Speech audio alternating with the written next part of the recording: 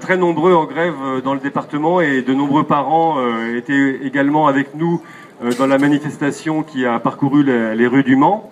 Parce qu'à ce moment-là, nous venions d'apprendre le nombre de fermetures de classes dans le département, 31, un nombre d'ouvertures largement inférieur puisque c'était seulement 10 ouvertures qui ont été actées.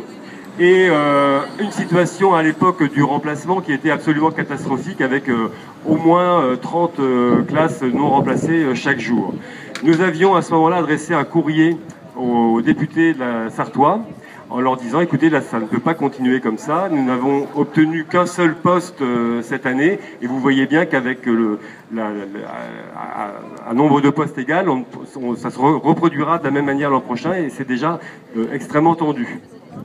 Nous avions rencontré Madame Dubois, nous avions rencontré Monsieur Chauveau, nous avions reçu un courrier de Madame Tolmont qui nous affirmait soutenir notre action et nos revendications. Et, elles étaient tout à fait d'accord avec le fait que la situation était très tendue et très difficile dans le département et ils s'engageaient à porter notre revendication d'un collectif budgétaire. Donc un collectif budgétaire, c'est ça se passe au Parlement et c'est ce qui permet de débloquer de l'argent pour abonder les ministères concernés. Donc en ce qui nous concerne, l'éducation nationale. L'idée étant bien évidemment d'obtenir une dotation de poste, une augmentation de la dotation pour la Sarthe, puisqu'on voit bien qu'avec un seul poste, ça ne marche pas. Donc nous avions eu des engagements oraux, même écrits, Madame Tolmont, nous avions un courrier de Madame Tolmont, et puis depuis, plus rien. Alors bon, on sait bien que l'Assemblée nationale, il faut du temps, le temps c'est pas. Enfin bon, quand même, ça fait plus d'un mois et demi, donc depuis, donc on a décidé de leur renvoyer une nouvelle lettre. On a fait un deuxième courrier. Et dans ce deuxième courrier, on faisait le point, on rappelait les engagements qui avaient été pris le 22 avril et on demandait à les rencontrer une deuxième fois pour qu'ils nous rendent compte un petit peu de leurs actions auprès du ministère, auprès de leurs collègues de l'Assemblée nationale.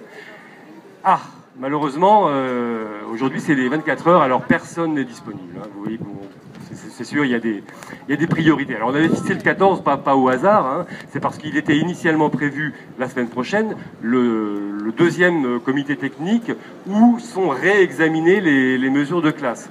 Voilà, c'était la raison de ce rendez-vous.